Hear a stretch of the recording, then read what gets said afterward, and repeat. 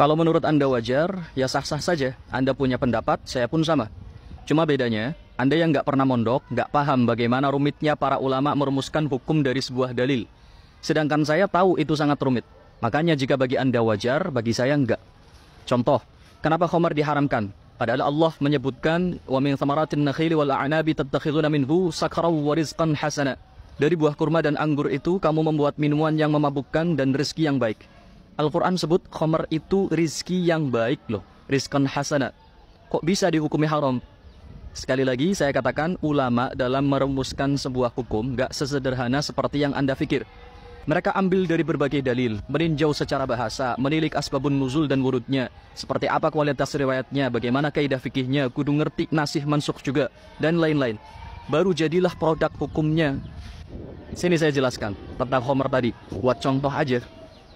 Di awal Islam, bangsa Arab yang sudah mendarah daging dengan miras, bahkan dari generasi ke generasi, khamar nggak bisa langsung diharamkan. Makanya Allah berfirman, khamar itu rizki yang baik.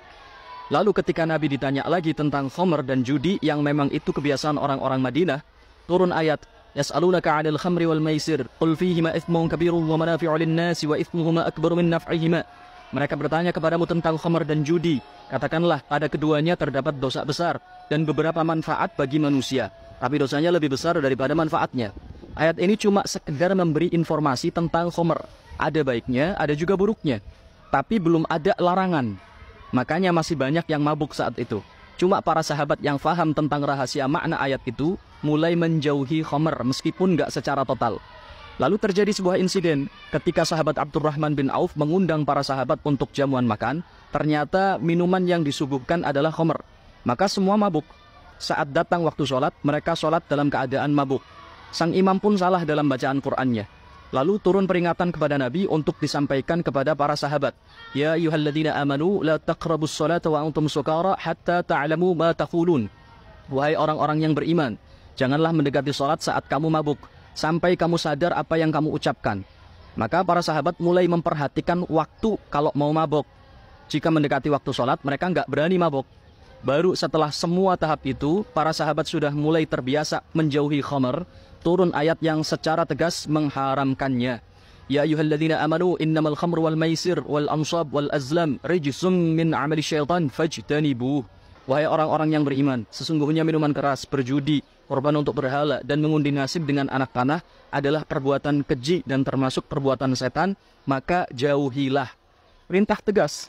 Dan ayat ini sebagai nasih terhadap ayat-ayat khamar sebelumnya. Dan menjadikan ayat-ayat khamar tersebut menjadi mansukh. Ibu rumah tangga, satpam, pedagang pasar, buruh, pekerja kantoran, tahu nggak nasih mansukh? Kesimpulannya adalah, orang awam tanya dalil itu kurang bijak. Boleh, cuman kurang bijak aja. Karena jawabannya nggak sesederhana yang dia pikir. Bahkan jika dijelaskan pun belum tentu paham. Karena mereka taunya dalilnya Quran hadis. Padahal penjabarannya sangat luas.